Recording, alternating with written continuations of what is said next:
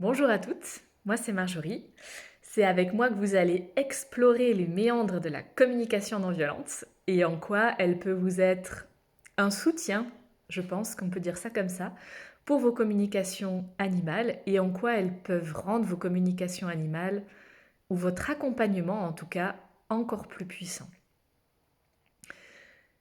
Je vais développer trois axes parce que pour moi il y a trois endroits où la CNV a quand même vraiment une touche et une profondeur particulière.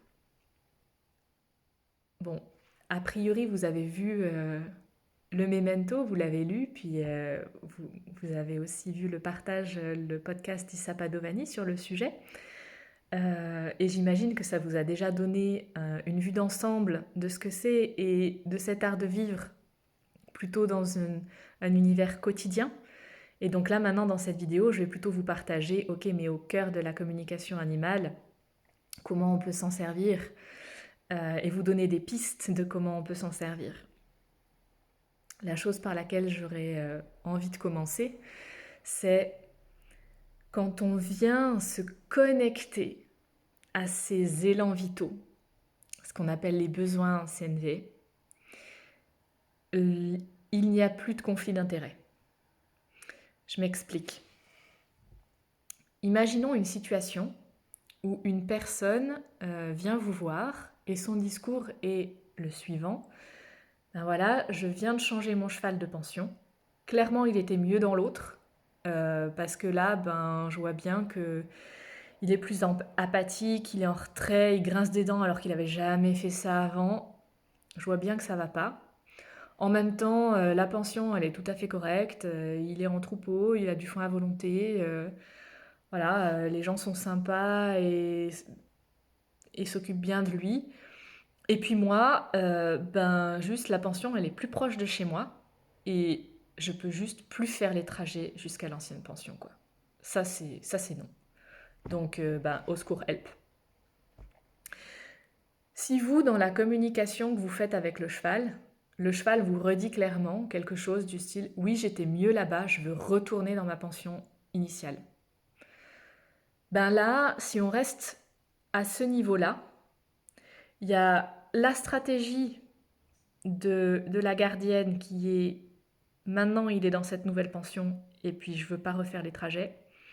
Il y a la stratégie du cheval qui est je veux retourner dans la pension précédente et vous voyez bien que ça va pas matcher. Si on reste à cet endroit-là, au mieux on aura un compromis, mais personne ne se sentira vraiment entendu, accueilli, satisfait de la solution.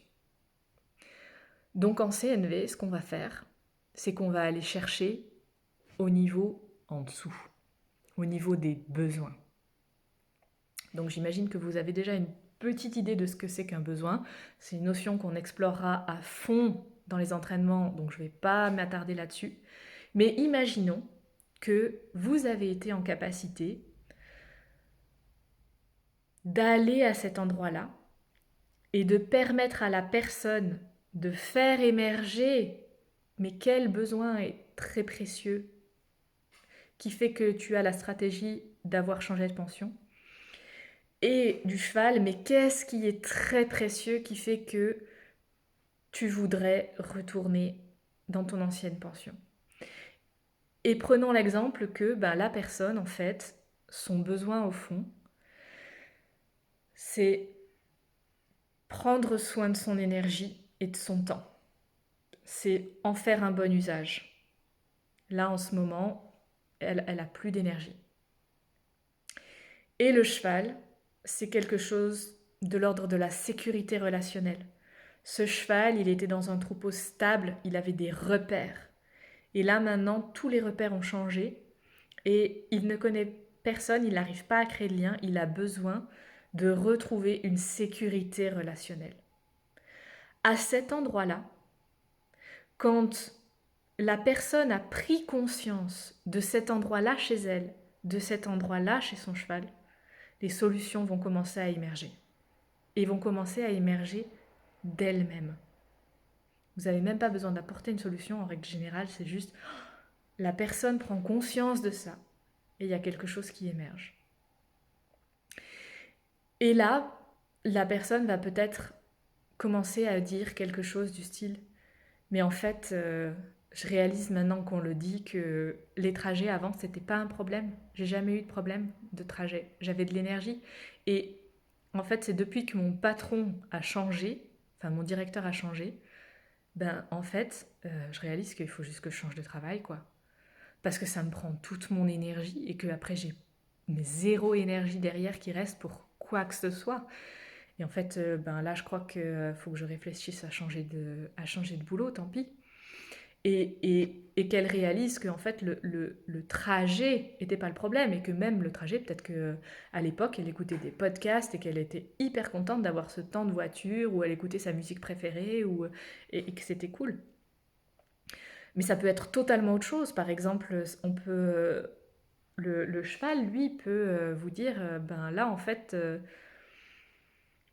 j'aurais besoin de soutien pour créer de nouveaux liens. Peut-être qu'il y a eu un choc, peut-être qu'il n'a pas été vraiment prévenu du changement, que ça a fait un choc, que ça fait vraiment baisser son énergie d'un coup. Et peut-être que, en fait, ce qu'il aurait besoin, c'est que, ben, par exemple, vous lui fassiez un soin énergétique qui se ressente un peu bien dans ses baskets. Et à partir du moment où il va se sentir bien dans ses baskets, ben, tout d'un coup, les autres chevaux vont arrêter de le rejeter. Parce qu'il le rejetait parce qu'il sentait que ce cheval, il était tout comme ça et que c'était pas agréable d'être à côté de lui, en fait. Et qu'il va pouvoir créer de nouveaux liens avec son nouveau troupeau et s'intégrer. Et que tout d'un coup, ben, la sécurité relationnelle, elle va être là, dans la nouvelle pension. Et no big deal. Ou peut-être un truc encore complètement différent, où tout d'un coup, ben là, tout de suite, elle ne saurait pas la réponse, mais elle vous rappelle 3 jours plus tard en disant ah non, mais j'ai trouvé, en fait, il y a cette pension que je connaissais pas du tout, que j'avais pas trouvé sur Internet, mais une amie m'en a parlé. Et puis en fait, je vais les mettre dans cette pension-là parce que les conditions vont faire que là, mon cheval, il va pouvoir vivre de la sécurité relationnelle, c'est sûr. Et puis moi, je vais pouvoir avoir des trajets moins longs. On ne sait pas. Mais en tout cas, de mon expérience, quand les gens se sont sentis entendus, que les besoins ont été entendus, des deux côtés, des solutions émergent. Donc ça, c'est déjà un endroit où pour moi, la CNV est totalement au service de la communication animale et vous permet d'avoir beaucoup plus de puissance dans dénouer quelque chose. Quand les gens arrivent avec des problèmes, hein, bien sûr, s'ils arrivent en disant hey, c'est super, je veux juste savoir si mon cheval m'aime bien, bon ça. Mais voilà. L'autre endroit où je trouve que la CNV peut vraiment contribuer pour vous en tant qu'accompagnante, parce que vous transmettez le message d'un animal, mais c'est quand même vachement plus puissant si vous êtes vraiment dans cette posture où vous pouvez aussi un peu accueillir l'intensité émotionnelle parce que de la personne, hein, parce que ben, certains messages que vous allez transmettre, des fois c'est des messages, ils prennent aux tripes, quoi. Ils sont hyper costauds. Et la personne en face, quand vous êtes en train de partager le message, ben ça monte à l'intérieur d'elle. Peut-être que tout d'un coup, elle va fondre en larmes. Ça arrive. Peut-être qu'elle va se mettre en colère. Ça arrive aussi. Il va peut-être y avoir une vraie intensité émotionnelle en face de vous. Et à ce moment-là, ben ça peut être très précieux que vous sachiez quoi faire de cette intensité émotionnelle. Dans le sens de ben, que vous sachiez comment ça vous touche. Et que vous sachiez comment donner de l'empathie à la personne en face. Et quand je parle de l'empathie, je parle vraiment de l'empathie au sens CNV. Et ça aussi, on va vraiment l'explorer. Donc là aussi, peut-être qu'il faut que je précise un peu des choses. Si vous voulez, quand il y a quelqu'un qui a une énorme émotion en face de vous, ça peut vous faire vivre vraiment plein de choses différentes. Ce que ça peut vous faire vivre, par exemple, c'est vous pouvez vous sentir inquiète ou même un peu frustrée ou en tout cas démunie face à cette intensité émotionnelle.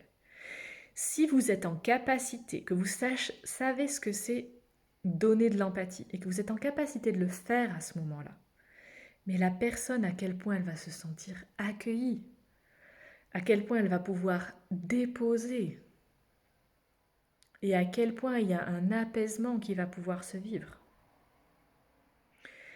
Et à quel point vous, du coup, en sachant faire ça, ces situations-là, vous allez vous sentir beaucoup moins démunis parce que vous savez quoi faire avec toute cette intensité. Et quand je dis quoi faire, je parle de quoi être, mais en français, ça sonne bizarre. En tout cas, sur quoi porter votre attention pour réellement accueillir la personne. Et puis, on va un tout petit peu explorer aussi justement ces notions de quand il y a autant d'intensité en face, quel serait mon premier élan? Et quand j'accomplis ce premier élan, comment c'est perçu en face? Parce que la réalité, c'est que très peu de gens savent réellement accueillir comme ça une intensité émotionnelle. Et souvent, notre première réaction, c'est soit on est vraiment très très démuni et on se fige et on ne sait pas quoi faire, soit on va essayer d'éteindre le feu. Socialement, enfin, en termes de culture, ce qui se passe la plupart du temps, quand les gens sont en face d'une intensité émotionnelle, c'est qu'ils vont essayer de mettre quelque chose au-dessus du feu. Ils vont chercher à conseiller. Par exemple, ça c'est vraiment un truc qu'on peut souvent faire, c'est conseiller, dire «Ah mais tu devrais faire ça», etc. pour leur donner comme une porte de sortie. Ou des gens vont commencer à chercher à éteindre le feu en disant, en essayant de dire «mais c'est pas grave, mais vous inquiétez pas, ça va aller», voilà, qui essayent de faire ce genre de choses.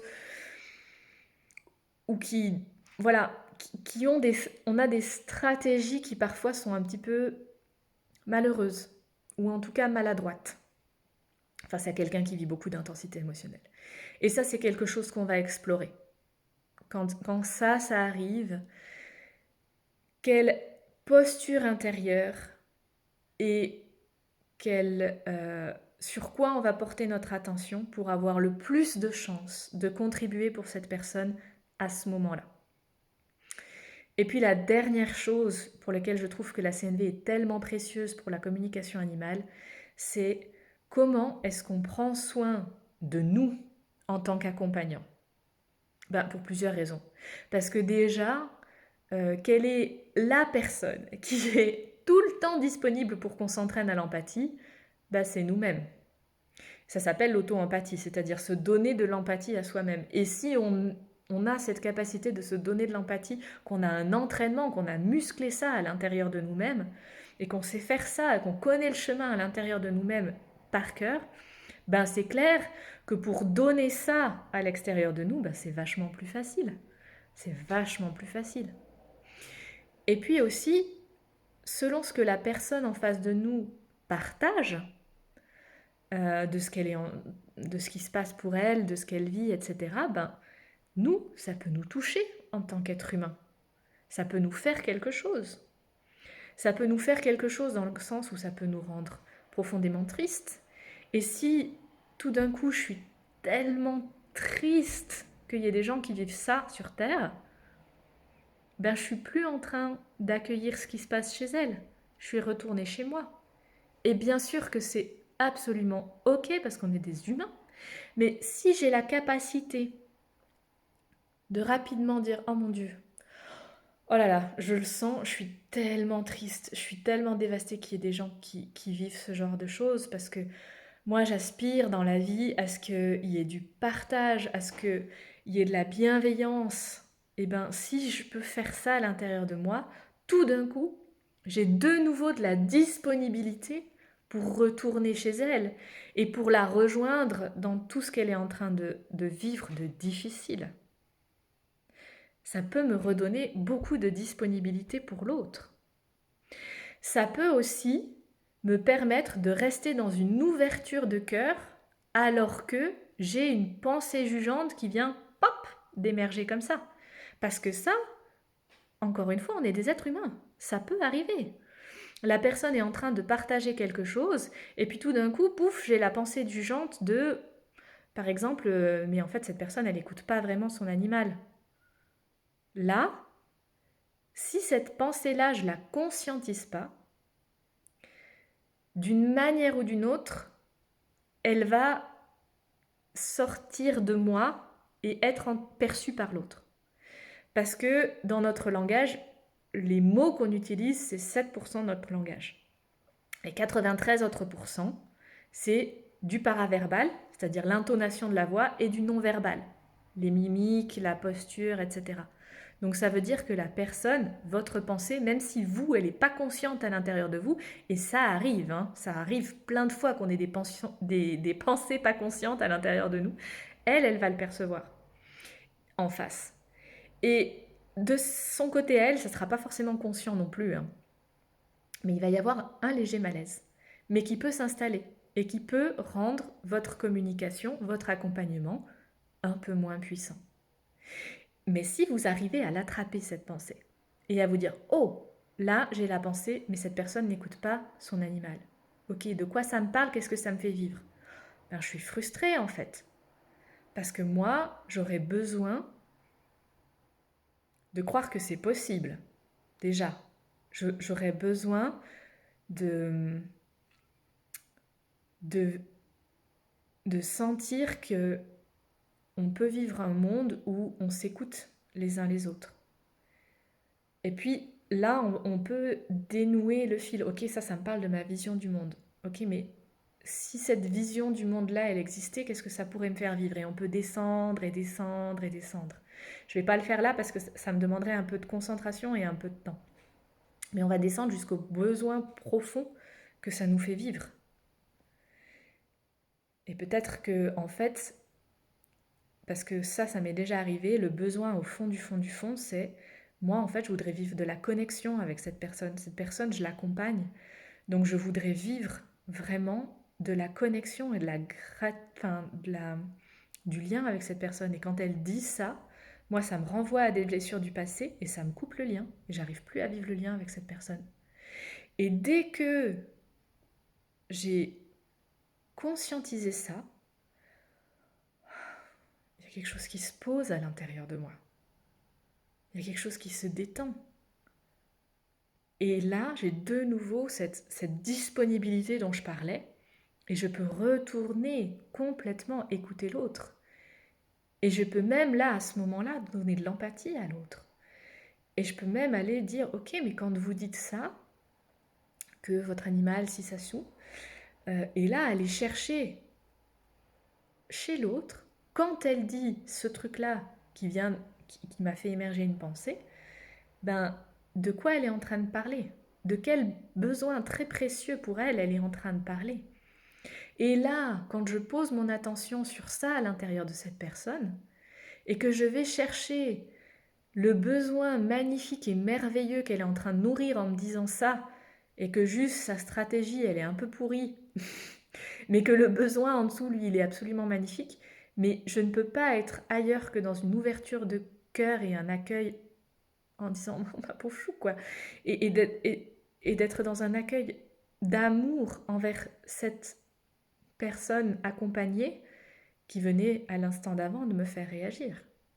Et ça, quand on arrive à vivre ça dans des accompagnements, c'est juste magique. Et les choses qui s'y passent sont juste magiques.